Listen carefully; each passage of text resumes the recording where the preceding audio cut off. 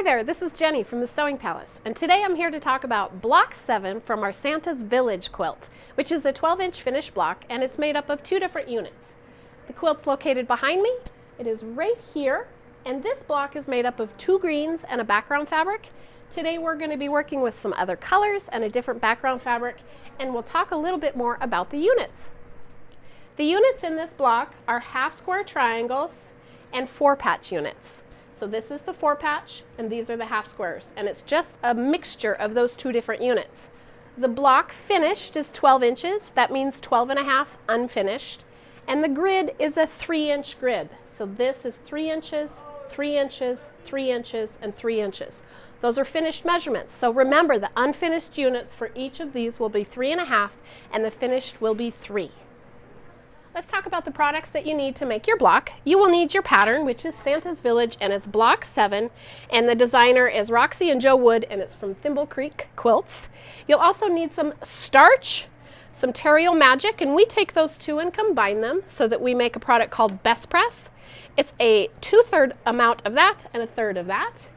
You also need a nice iron, some scissors, a friction pen, a nice rotary cutter, a beautiful sewing machine with a 1/4-inch foot. Today I'm sewing with a 37D foot, and a couple of rulers I'm going to talk about in a second. Underneath I have a wool pressing mat, a cutting mat, and then the specialty rulers I'll be using are a strip cutter, because you're going to need to cut some strips, a square ruler. This is the 7.5-inch square from Creative Grids, and this is the strip cutter from Creative Grids. Then lastly, the specialty ruler, which is a block lock half square triangle unit that's 3.5 or larger. This one's 4.5, so we'll use that today. You'll also need some fabric. So if you noticed on the quilt behind me, we used two greens and a background. And then in this sample that we're working on today, we have a red, a green, and a background. And we're going to integrate a little bit of blue so that we can start adding some colors that are in the house blocks for the border, which is blue. So let's play. We're going to start making our block. So our unit is made up of half square triangle units and 4 patches. The half square triangles will look like this when you're finished, and your 4-patch units will look like this depending on what colors you pick. So let's start with the half square triangle units. If you're looking at the directions, those pieces will be cut 3 7/8. So you'll cut 2 squares that are 3 7/8 and cut them and sew them. What we're going to do today is we're going to cut them a little bit larger, and we're going to trim them down with the specialty ruler. So we're going to cut them to 4.25-inch square. So I'm going to get a 4.25-inch square of cream and a 4.25-inch square of red, and we'll sew those together.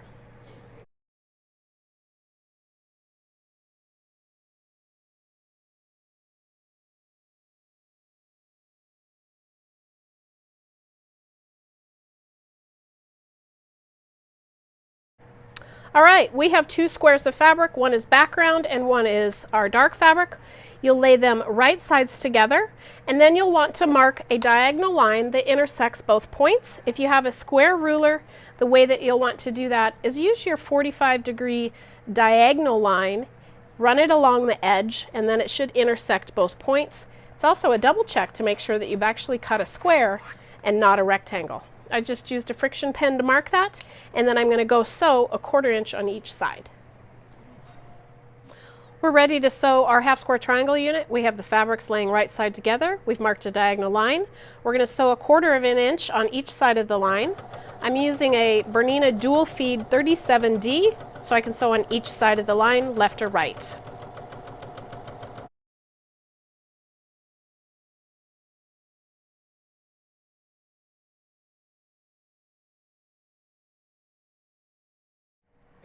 We're going to cut our block apart, so that is going to be down the center line, and then we're going to press.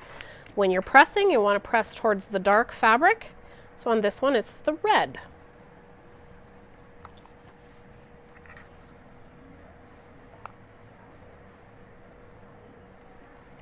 Once you're done pressing, you're going to use the block lock half square triangle ruler to trim up. We're ready to trim our block, so we're going to trim it to 3.5. The seam is facing towards me, and I can read the ruler which says block lock. It'll lock right into that seam, and I'm going to trim off a small amount on the right and the top and pull that away. And now, since this ruler is bigger than 3.5, I slide it to the correct measurement, which is 1, 2, 3 plus the half. So it'll line up on those nice squared lines that I just cut on the 3.5.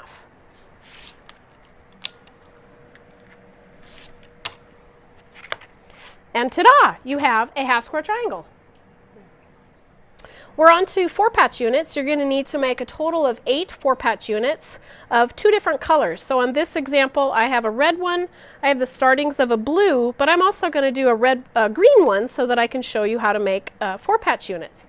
The way that the pattern has you do it is to cut individual 2-inch squares and sew them together. I'm going to show you a different technique, which is called strip piecing. So that's why you'll want a large strip cutting ruler, because you're going to be cutting longer strips. Let's get started. We're going to start cutting some strips, and so you'll need some background fabric and your 2 colors. When you're cutting a strip, you'll want to have, my fabric is actually folded in half. I have the fold right here, and it's at my belly. And when you're lining up a strip cutting ruler with a folded piece of fabric, you want the fold to be perfectly straight along a line on the ruler. This ensures that your strip will be straight from the fold. So what I'm first going to do is I'm going to trim the edge off with my left hand, or if you're not left hand dominant, you could move to the other side or have a rotating mat. So I'm going to trim, then I will pull away my waist, and then I'll slide my ruler to the 2-inch mark.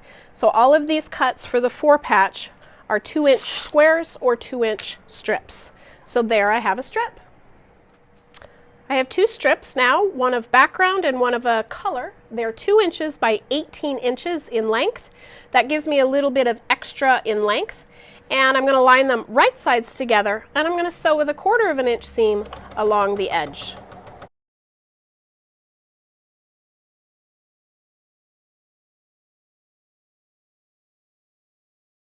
Now that I have my strip sewn, I'm ready to press. When you're pressing a strip set, you want to be very careful to keep the strip straight. So what I usually do is I will set the seam with a hot iron. I have a small travel iron, and while it's still warm, I will finger press it open. Now I am pressing it with my fingers towards the dark, and when you're pressing something like this, you want to just press and not iron your way down, as to keep that strip as straight as possible. So I'm just going to work my way down this strip, and I usually do this with a dry iron, not a wet iron, because sometimes you can get more waves with a little bit of moisture. So you'll have a nice strip set that you're going to be cutting from. We're now ready to start subcutting units from our strip set. So at this point, I'm going to be using a square ruler that's easier to manage with my hand, and I'm going to line up a perpendicular line with the seam that I just pressed, and it should run straight down that seam. I'm going to square up the left edge with a short trim, and then I will start subcutting measurements so that they are 2 inches. So I'm going to slide my ruler over and go to the 2-inch mark and start subcutting units.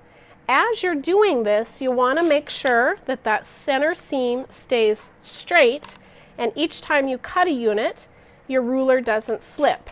This will keep your units nice and square. And if you have a point where the seam is not straight, or you need to re-square up, then you can slide this over, put it along that center line, and then re-square up your side so that you make sure you're working from a straight edge. And you'll subcut until you have 8 of each color of these units.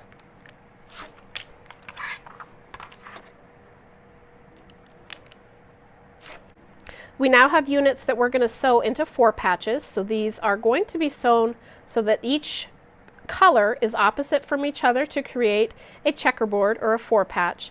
And when those are slid together, those little seams will nest right in the middle, and that will keep your seam nice and straight.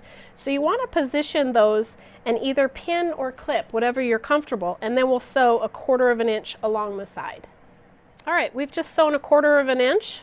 When you open up your 4-patch unit, that'll be a nice straight line if you've nested those seams. And then you'll want to press this flat. Now remember, this unit should measure 3.5 inches unfinished. So you might want to check that before you put it into your quilt block. All right, you've made your units for your block. You've made half square triangle units right here, which are 3.5 inches unfinished. Then you've also made some 4-patch units, which are 3.5 inches unfinished. And you'll arrange them so that you have your block. So they make kind of a wreath going around the perimeter for the 4-patch blocks, and then the half square triangles will go into the corner. You can rearrange them however you want. You can rotate them to get different looks for your block, and then the other half square triangles will go here in the center. When you're all finished with your block, it should measure 12.5 inches, which is an unfinished size, which will make 12 inches finished. The other thing that you can think about is we're starting to get enough blocks together that we're going to start thinking about our border on the outside, which has blue houses in it and green trees, and we haven't integrated much blue. So this is a perfect time to start thinking about adding a little bit of blue. So how about a half square triangle unit with a little blue and maybe a couple in the corners? You could certainly do something like that and start integrating a little bit of blue. Then that will tie it together with your border. So you finished your block, good job. This is Jenny from the Sewing Palace in Helena, Montana. If you like this video, please like and subscribe. We have lots of cool videos on our channel with tips and techniques and more of these blocks. This is Jenny from the Sewing Palace. Bye-bye.